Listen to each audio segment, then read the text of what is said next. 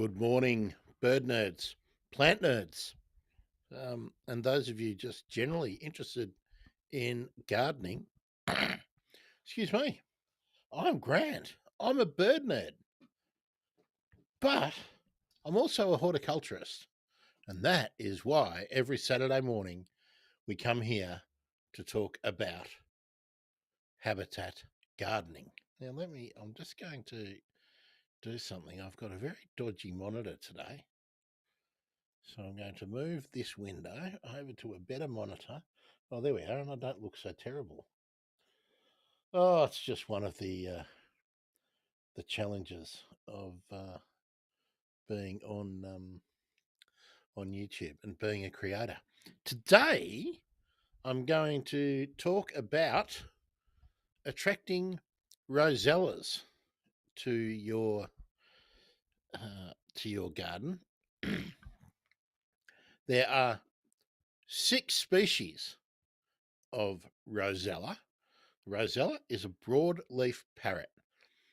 Most people in eastern, southeastern, and the western corner of Australia will be familiar with at least one of the rosella species.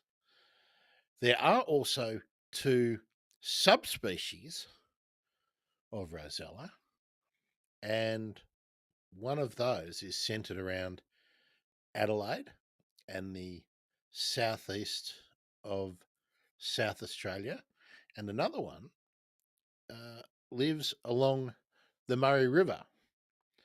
That's the Adelaide rosella, funnily enough, and the yellow rosella.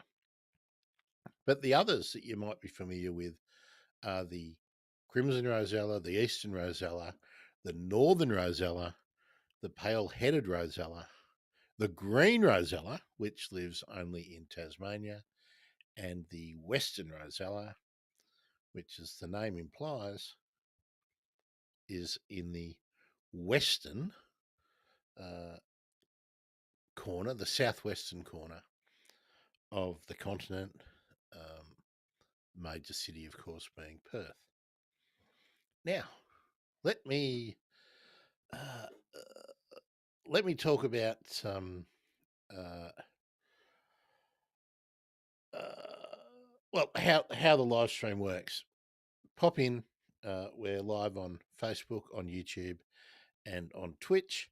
If you have a question, that's the whole point of doing the live streams. If you have a question, uh, just pop it in the comments and I will address it.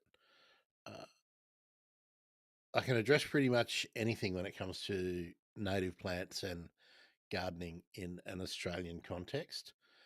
And we have done the research to be able to talk about specific plants uh, in this live stream that are known to be food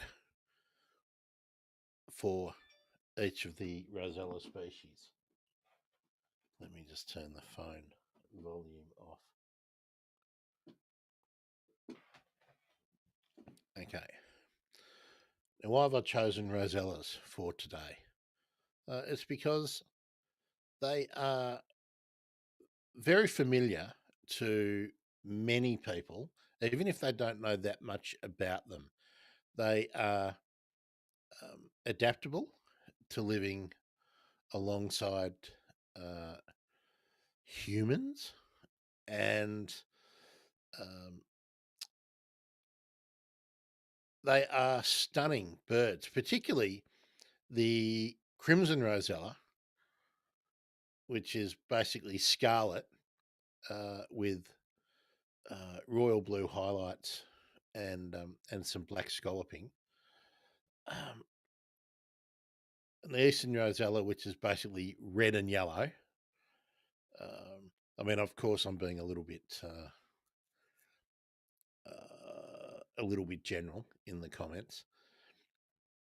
The yellow rosella, which is yellow, the Adelaide rosella, which is sort of a stunning brick red, uh, the green rosella from Tasmania, basically green, and the the top end northern rosella is it's got a black cap, but is basically a paler yellow, and the pale cheeked rosella has a paler head, but is also a very pale yellow. Um, generally, um, they're important in the ecosystem because they move seeds around as they're foraging. They will uh, move seeds from sort of one drop zone into another. And they also feast on scale insects. So they are a part of the pest control regime in the bush. Oh, hello. If some people dropping in, let's see. Hello on YouTube. As you know, for the live streams, I love you to say hello. And if you have a question, and it doesn't have to be about rosellas, it can be a question about any gardening issue. But today, the focus of the conversation is on rosellas. Tell me if you've got one rosella that you're familiar with in your area, or if you have more than one. Like, for instance, around here, I don't see rosellas regularly, but the only rosella species I have seen where I live in the unceded lands of the Wurundjeri people, the northwestern suburbs of Melbourne in Australia, the only species that I have seen here is the eastern rosella, but around Melbourne, crimson rosellas are also very familiar. Uh, Morning, Stan. Uh, so Stan on Kangaroo Island says on Kangaroo Island they just have uh, the crimson rosella. Now I'm just going to get my book. Uh, let me get my ready reckoner. I would have thought that you had the Adelaide rosella around there too. Um, oh, interesting.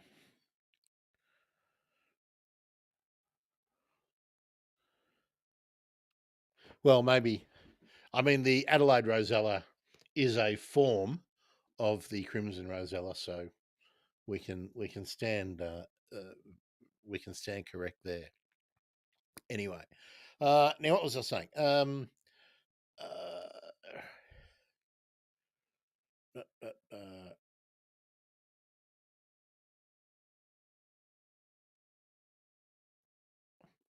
now, I looked up for some funny stories about rosellas, and I found one from a diary from a ski lodge from Mount Buffalo from 1935 that records crimson rosellas sipping melted snow that had been created from hot chocolate spills. So there we are. They are highly adaptable uh, around around people. Uh, uh, so Stan, you're talking about crimson rosellas again here. Stan says you or he, I'm believing, often see them in the native vegetation on roadsides, usually in pairs, and they are lovely birds. They are indeed. Yeah, that's something where I think people are very familiar with both the crimson and the eastern rosella because they do fringe roadsides, parks. As a general rule, and we'll talk about this a bit more, you'll generally see crimson rosellas in denser vegetation than the eastern rosella. The eastern rosella is sort of more a bird of parklands and farmland um, uh, rather than forest birds. But there's exceptions to all of these rules. Um, okay. The threats in the wild to rosellas are the loss, and we are always going back to this, the loss of old eucalypt hollows, and um, people uh, feeding them junk, basically, seed mixes that make the foraging easier for the birds in a garden setting or a park setting, but it means that they don't get the calcium that they require.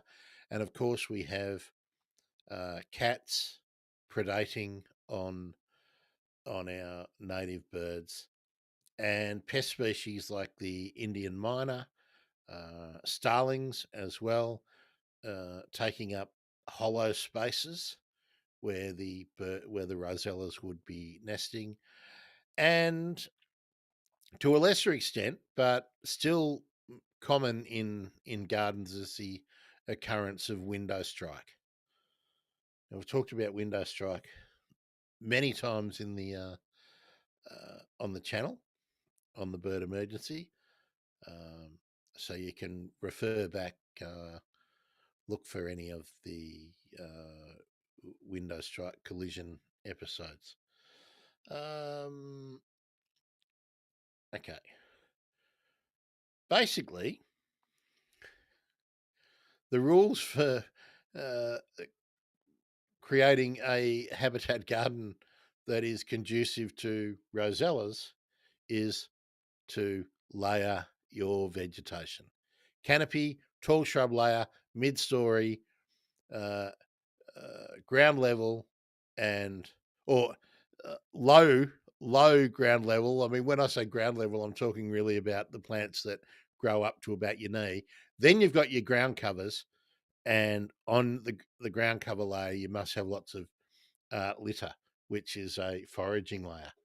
Um, Stan again. Good on you, Stan, for commenting. And hey, newcomers, welcome aboard. If you've got a question, throw it in. Doesn't have to be about rosellas. And we're just getting started on the information for the rosellas. Any gardening question is welcome. Do let me know where you're from, and tell me if you've got rosellas in your area or in your garden, or if you wouldn't know a rosella from a kookaburra. We can maybe talk about that. Uh, so there we go. Stan says, come to think of it, I don't think I've ever seen one crimson in my yard. I see the rainbow lorikeets all the time, but no crimsons.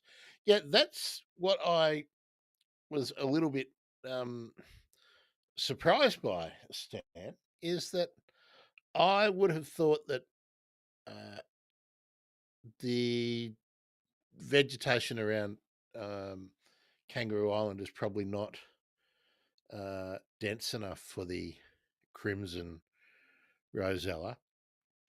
I thought you might have had some eastern rosellas, but then again, they might not have made their way to the island. So there we go. Now, where did I get to? Layering. I'll say this in just about every time we talk about habitat gardening. Your planting has to be done in layers. Canopy, tall shrub, mid-story shrub layer, ground or knee level, and then the ground cover layer, which also includes all of your little goodies like leaf litter, sticks, little bits of rubble. Now, that's not so necessary for the rosellas, but for all the other critters, they need that. So um, think of your garden as a 5-story uh, building, and you've got reception at the bottom level, and up the top you got the roof. The basic rule again: stagger your flowering and seeding so that there's always food available for your chosen species today, the rosellas. If you have mature trees that develop hollows, make sure you keep the dead branches on your trees if you possibly can, because they develop hollows. Hollows are preferable to nest boxes. If you have no mature trees, if there are no hollows or opportunities for hollows to develop, you can provide boxes. The I'll be talking about the sizes for the boxes when I come to talk about each species or subspecies. Provide water and um, another little tip, because I mentioned the calcium deficiency that birds can develop if they're only being fed uh, seed and other crap that people feed, like bread and whatnot. Um, Put out a little saucer of pebbles, or buy some grit, some uh, grit that is available for cage birds, and the birds will use it. If you don't have patches where they can pick over gravel and small stones in your area, they will be grateful to have a little dish of grit. Keep the grit dry too, by the way. Okay. Um, if you are bringing in birds to your garden, remember again, you have an obligation to keep them as safe as you possibly can. So uh, try to, if you don't have a cat, exclude cats from your yard as best you possibly can. If you're using nest boxes, choose one with a invasive species deterrent, like a baffle box entrance for miners or starlings, and be mindful of the likelihood of bird strike. So there's many things you can do uh, to make your windows safer. Decals, planting in front of them, but also making sure that you place feed and water away from your windows, so that you're not creating a sight line or a escape route for birds, where they might see your uh, a pathway through your house, through a big window or something. But we won't go into that in detail now. We've got other videos specifically about that. Um, okay. Here's a basic rule when I'm talking about layers. So if you've got a garden bed, think that it's got to be in layers, and we've got the ground level, or ground cover level, um, small, knee high, medium, upper story, um, and then canopy. You've got at least 6 layers. Think of 7 species per layer.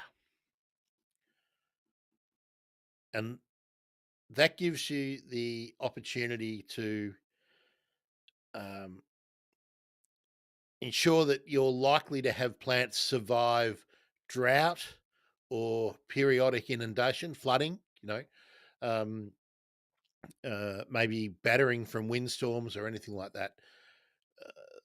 More species give you more resilience. So there we are.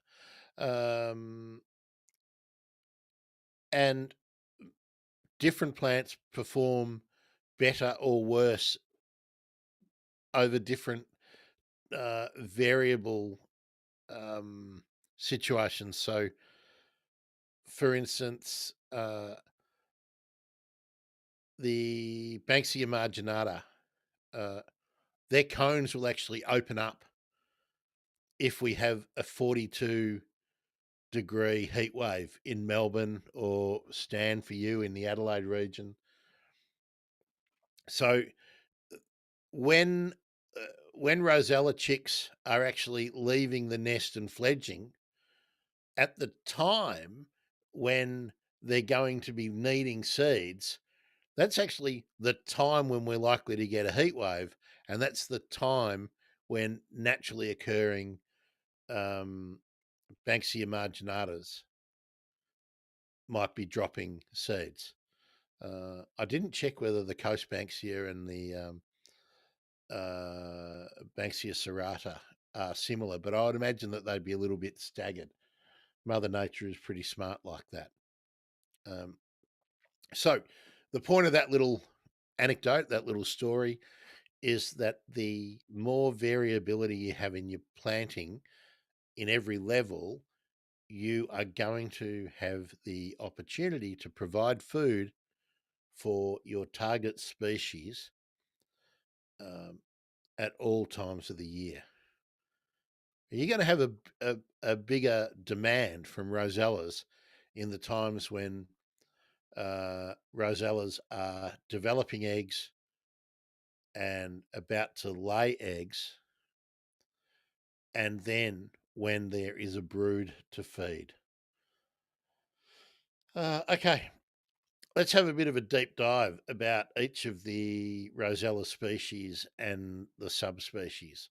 Let's start with the crimson rosella. Crimson rosella is a bird of the cool temperate range on the Australian mainland. Ranges from the Mount Lofty Ranges through Victoria into coastal New South Wales. They're also winter migrants in the alpine regions, and they apparently steal sugar from cafe tables in the ski towns in the high country. So apparently now the establishments in the ski country now put all their sugar in screw top jars. Okay. Excellent plants to use for the crimson rosella in the canopy layer, the yellow gum, the mountain grey gum, silver banksia, drooping she oak. Now, I'm not using all of the scientific names today. There will be the the handout, the information sheet that will be available tomorrow uh, from well the from the Bird Emergency website and also from the Patreon. But I will give you those links. Um, well, you can just go to the birdemergency.com/habitat gardening, and that will give you the latest. But don't go looking for that until tomorrow. Tall shrubs, sweet Bosseria and narrow leaf Hakea. I should note on the handout you'll get some cultivation information about each of the plants and where possible, places where you can source them. In the mid-level, you get the common coria, that's Coria reflexa. I'll point that one out, and the Victorian Christmas bush. The ground level, wallaby grass, and wallaby grass is great. Wallaby grass is Danthonia, I will tell you that, because the seed heads stay edible. They're held on the plant for a long time, and they're edible for 18 months. So even if this year you don't have any rosellas availing themselves of the food, and of course um, other native parrot species, they'll be there next year. So you can build up a seed store. Really, really, really desirable attribute of the Danthonia. Now the nest box general the general attributes of the nest box for the crimson rosella: 25 by 28 by 60 centimeters, so 60 centimeters deep, at 28 centimeter height and a 25 meter, 28 centimeter um, uh, width and a 25 centimeter depth, front to back, with a 65 to 70 millimeter entrance, hung between 3 and 6 meters high. Now that's general. Um, we'll do a deep dive on nest boxes in a little while, um, but that's the general. Okay, yellow rosella. Now the yellow rosella is a subspecies, but I'm going to treat it as if it is a species because it has a fairly distinct range. It is a bird of the Murray River and Darling River floodplains.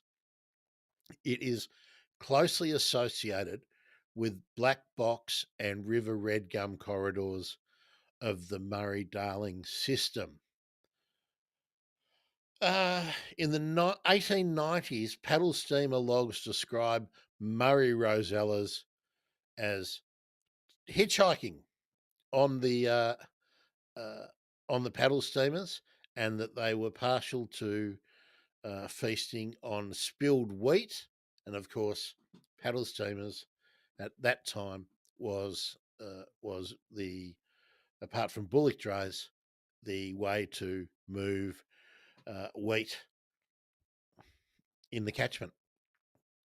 Okay, highlights for the plants in the zones: the canopy, river red gums, um, river red gums, and the black box are the two trees that the yellow rosella is associated with. River red gum is highly desirable because it has two um, uh, uh, uh, two flushes of flowering, and it will be coaxed into flowering after a flood, even if it's already flowered in that cycle. Okay. Tall shrubs, silver needlewood, have the cones that stay sealed um, until there's a fire. Quandongs in the mid layer and the ground level. Pink mulla mulla, nectar uh, in the late dry season, which is when there is generally a drought, a shortage of other flowering plants available. Uh, uh, Nest box, the same dimensions as the crimson rosella, but never hang, never hang a yellow rosella nest box lower than the recorded flood heights. Maybe you can go lower than the record flood height, but if you know that you regularly in that on the floodplain get a 7 or 8 meter flood, you got to hang the box at 9 or 10 meters. It just seems logical, right? Okay, Adelaide rosella is. Oh, I should have read this closer, shouldn't I, Stan? The Adelaide rosella uh, lives in the Adelaide Hills to the Clare Valley. Um, so you'll find it in the Mount Lofty region and the Barossa Valley as well. Um, uh, and they're very popular in the vineyards because they eat the scale from the dormant canes of the grapevines. So in the winter period, they come along and eat the scale insects, which of course are feasting on the vines, and they diminish the vigor of the vines, which of course will have an effect on the fruiting and perhaps the fruit quality. Um, but the little tidbit of information about Adelaide rosellas that I found is that they're they're a color gradient I should have described this, and we'll do this when we edit this down and put the visuals in. The color gradient of the Adelaide Rosella, because it's essentially orange. The yellow Rosella is essentially yellow, and the crimson Rosella is essentially red, crimson. The the intensity of the color gradient of the Adelaide Rosella apparently tracks the ancient sea level changes in that Murray-Darling catchment. So, I guess an indicator of evolution and times gone by in the ancient continent of Gondwana. Okay, plants to select for the um, Adelaide Rosella at the canopy level: the sugar gum, um, and the South Australian blue gum. Of course, if you're just jumping in now, which I see some people just have, hello. Um, the scientific or specific names for these plants will be in the handout. Tall shrubs, the lavender grevillea, one of the best, beautiful grey foliage, and those seeds are important for the Adelaide Rosella. At the mid level, the coastal daisy bush. Now, and at the ground level, Ostrostipa and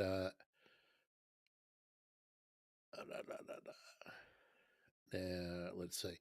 The nest box size is about the same as we said for the crimson and the yellow rosellas, but you want the the entrance size to be slightly less, down to 65 mil, because the Adelaide Rosella is generally slightly smaller than the Crimson Rosella, and where they occur together, Crimsons will take over nest boxes used by the Adelaide Rosella.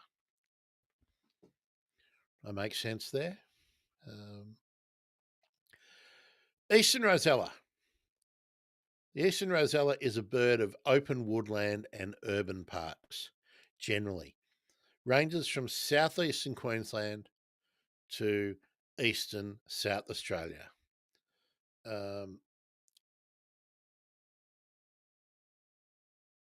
There was a study from Monash Uni. Now, I looked for it this morning. I haven't found it, but I'll be looking for it to do an interview about this. There is a Monash University study. So I just got this as a funny aside on the internet, right? Clocked 20-minute dance-offs that some Eastern Rosellas were having with their reflections in car side mirrors. Now, I've got to say, I have never seen an Eastern Rosella, or any Rosella for that matter, confronting its reflection in a mirror. Of course, magpie larks, willy wagtails, many of the honey eaters, very, very common sight to see.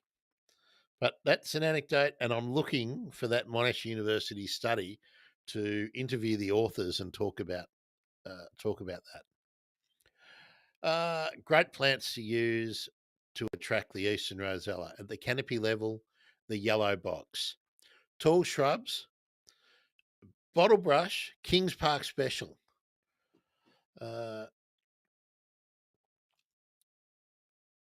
At the mid level, the showy honey myrtle. And at the ground level, the running postman, the Canetia prostrata. Now, you might be saying, oh, but they're mostly plants that provide honey. Yeah, that's true, but they also throw seeds. At the ground level too, you'll be able to use any of the native grasses. Nest box 25 by 25 by 50, so it's smaller than the crimson, yellow, and Adelaide Rosella boxes with a 60 millimeter entrance. So if you have Easterns and Crimsons living amongst you, you have a more restricted entry hole for the Eastern Rosellas. Green Rosella, Tasmania's Rosella, and it occurs on the islands of Bass Strait and mainland Tasmania, and it's bigger in general than the mainland Rosellas. Um, there is a record from BirdLife volunteers that monitored a pair in Hobart that frequented a Hobart garden, and the pair bond lasted 17 years. So I guess it gives you an idea that um, these birds live for at least 20 years if conditions are right. Okay. Uh, Tasmanian blue gum is one of the canopy plants that you would want to be growing for the green rosella. As we've talked before, the hollows take 120 years to form. Tall shrubs, the pinkberry. Uh, the pinkberry has fruit available during the times of frost, the heavy winter, cold winter periods. Um, the mid layer, the Tasmanian waratah, and on the ground level, button grass. Nest box 28 by 30 by 60 with a 70 millimeter entrance. So again, a large entrance hole. Let's move on to the pale headed rosella. Subtropical rivers and paperbarks is the preferred habitat, and it is the sort of the parkland rosella of northern or of coastal Queensland and northern New South Wales. Uh, will hybridise freely with eastern rosellas, and they're called intermediates generally when people see them. Canopy level plants, pink bloodwood. Uh, the tall shrubs, Grevillea moonlight. Mid level, the hairpin Banksia, uh, Banksia colina, really.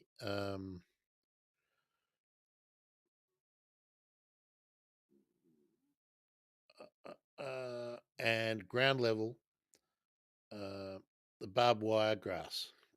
Now, I mention these will all be available in the handout with the scientific names and where you can get them. I'll try and make it available today, but I'm not going to promise that. Should be available tomorrow. Okay, let's move on to the northern rosella. It's a bird of the top end. It's a bird that prefers the savanna habitat from Catherine uh, to the Kimberley. Of course, it is the rosella that you will see in Darwin. Um,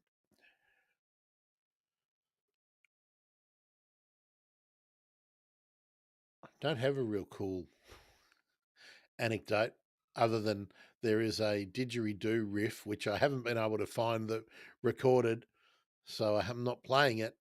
Uh, Apparently, the call of the Northern Rosella inspired this didgeridoo riff. I will try and find it for inclusion at a later date uh, when uh, when we tidy up this video. Um, Canopy plant, the Darwin woolly butt, uh, which flowers at the beginning of the dry season, which is at a period when the birds need some sustenance. Tall shrubs, Grevillea teritifolia, um, which is one of those tropical grevilleas with the long, big flower heads. Hasn't got a common name. It's Grevillea teritifolia.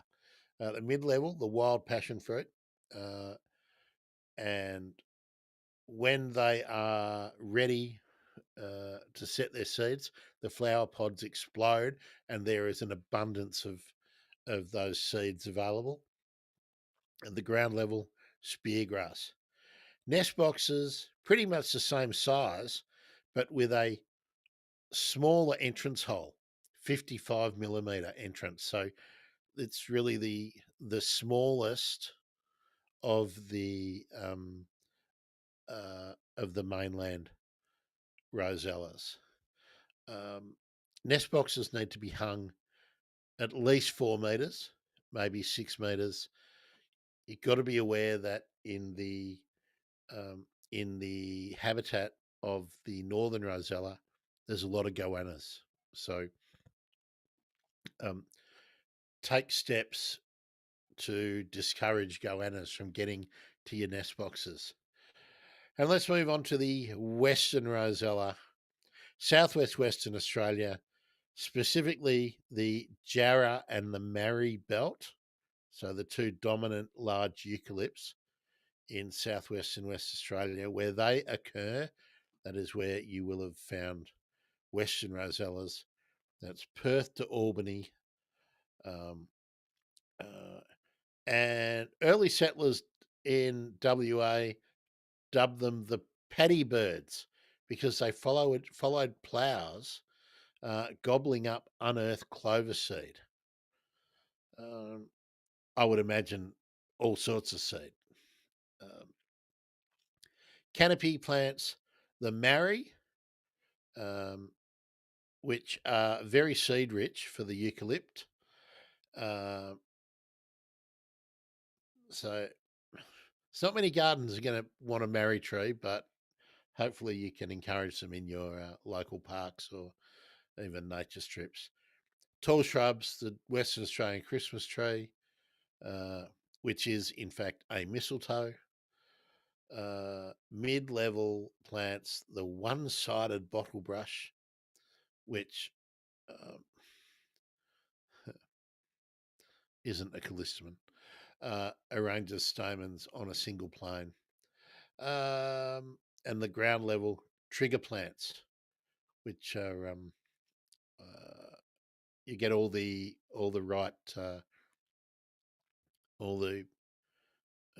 species names in the handout.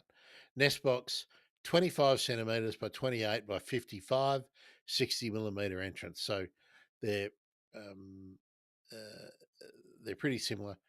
Um, they like to be lined with a coarse sawdust. Um, okay. Just tips for to bear in mind for rosellas, because they're essentially eating seed. They use a lot of water in the process of breaking down the seeds within their dietary tract. So you do need to be making sure that you have water available, especially in summer, but uh, you should always have water available in a habitat garden. Uh, just a fertilising tip. When we're growing native plants, we always want to be using low phosphorus native fertiliser, uh, less than 3% potassium. Uh, uh,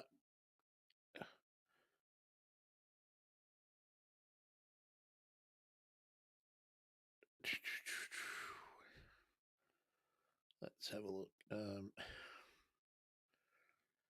uh, uh, uh. So Stan told us that he's got that he thought he had rosellas, but he then realised he hasn't seen them in his garden. Have you got rosellas in your? Uh, uh, have you got them in your garden? Now I will tell you that there will be a PDF available for these plants, uh, and what I'm going to be doing with the Patreon is that on the Patreon I'll make um, the spreadsheet that I use for all of the plants and where to get them, and the cultural notes will be downloadable from Patreon. So on Patreon, you'll get the free stuff and the more detailed stuff, and we'll build on that over time. Uh, I do want to do the same thing on Substack. Having a little bit more trouble getting Substack happening. Uh, yeah, here we go. Thanks, Stan. Yeah, I should have said this. I'm sure. You. I understood what you meant. I didn't communicate it well enough. To clarify, Stan sees lots of crimsons around Kangaroo Island and the Florio Peninsula, often in roadsides, but not in his backyard. Yes. Um, so yeah. So I think yes. Now maybe that can be maybe an S box will help out with that. Stan, uh, we can look at that, can't we? Okay. Um,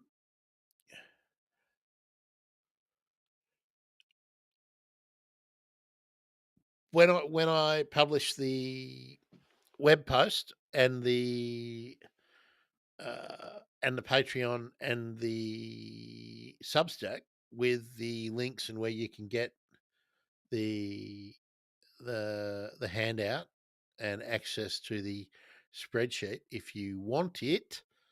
Um, and I'll be quite upfront about it. There's going to be a lot less detail in the freebie. There'll be a lot more plants available in the downloadable Google Sheet, focusing on cities um, and climate zones, rather than just uh, tied to each of the Rosella species or varieties, as we've said today. Um, so I encourage you, if you are building a habitat garden, or you want to know more about the birds, really detailed information about the birds, that will be worthwhile for you. Um, and I just thought I'd tell you a bit. Here we go. Stan says, yeah, yeah, Nestbox. We have a tree climbing specialist that installs glossy boxes. I should ask him to put up one for me, but for other species. Well, Stan, you probably have the opportunity. Um, you would have the opportunity to do pardalite.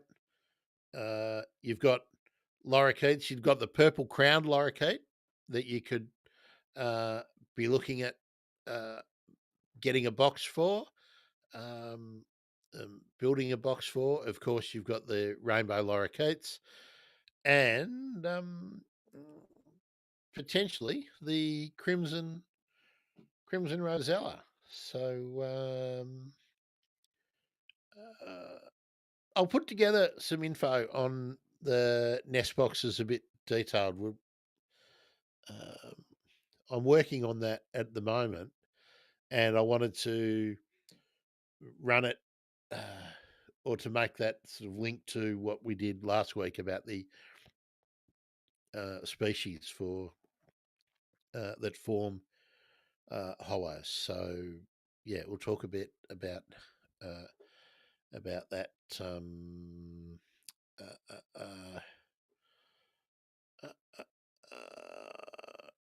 what else did I want to tell you about? I haven't decided what we'll do next week. I might um,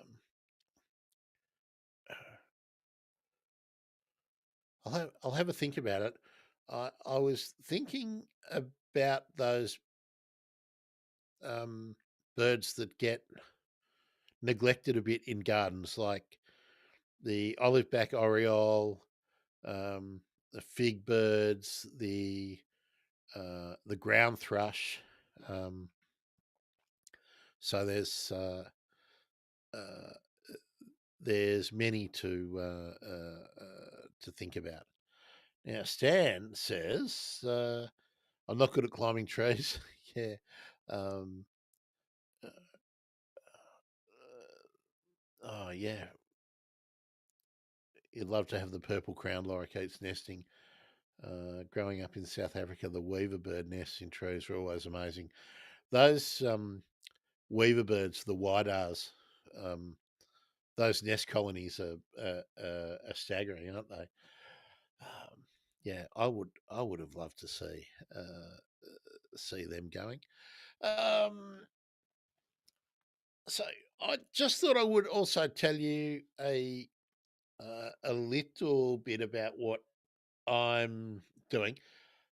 You probably noticed I kind of hit a real flat spot, and I had run out of puff, and the only things I was interested really in doing for a little while was the habitat gardening, and I dropped the ball a little bit on the bird emergency, and finding it difficult uh, uh, to get some guests, and also getting a lot of. I mean, I've been being a little bit political, and getting a fair bit of pushback because I guess many of the people that I was interested in talking to have been Zionists, and you know, I think we're at a sort of an inflection point, or it's not really a crossroad; it's a bit of a fork in the road. So I think that has had a real effect on who I can talk to or who wants to collaborate, and that's okay. You know, that's okay. But I just did want to let you know that the bird emergency, even though I have not published an episode on the bird emergency podcast since May of 2023. Now, I didn't realize it had been that long because we've been pumping out the YouTube stuff, but it has been a long time. But it was still getting downloads. So up to 26,500 downloads of the bird emergency podcast on the through the podcast channel, and I'm going to fire that up again and get back to for that for that format, the bread and butter of that format on the YouTube channel. On the YouTube channel,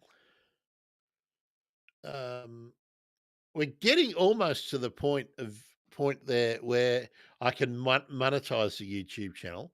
So I would love it if you do know people who are YouTube enjoyers and they like bird content and wildlife and nature and environment content.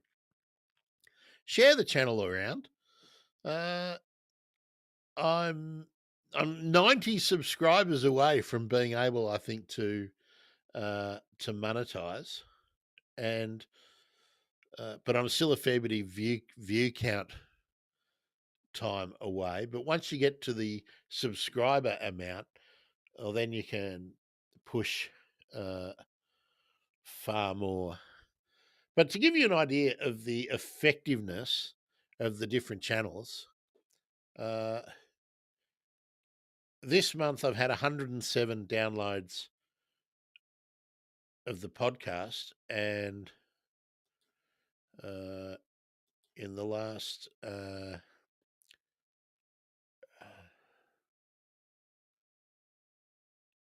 Oh, only in the last month, only 366 views on the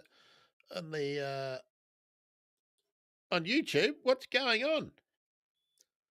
Um, but lifetime on the YouTube is you know pushing up to 40,000. So that is much better. So that's where the energy is going, and just having a look at the best performed videos. The best performed videos are all the controversy ones. Um, yeah. So, um,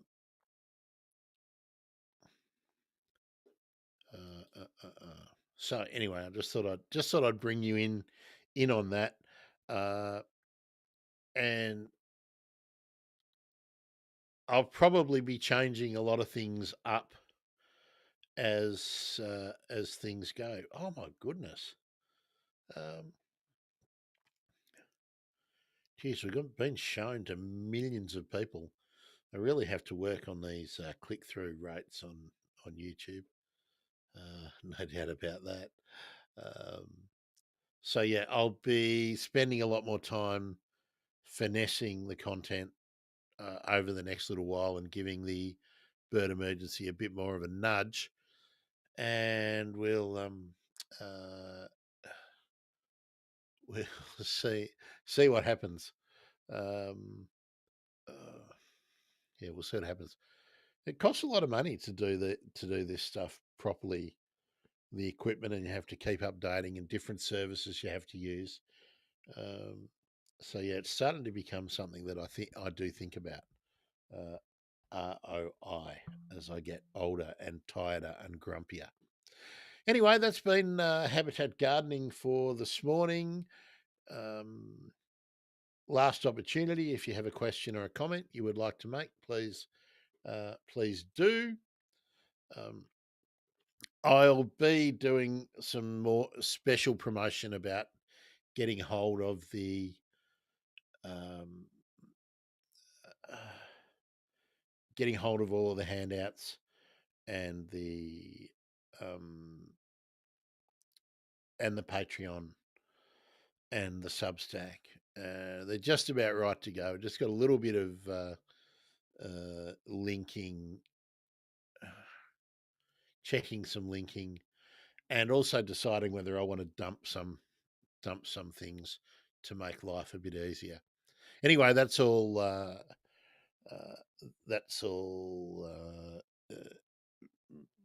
housekeeping stuff. Also, moving away from one format of streaming into another, so I can go back to having all my little groovy things. Anyway, you'll see the difference over the next little while, or I hope you do.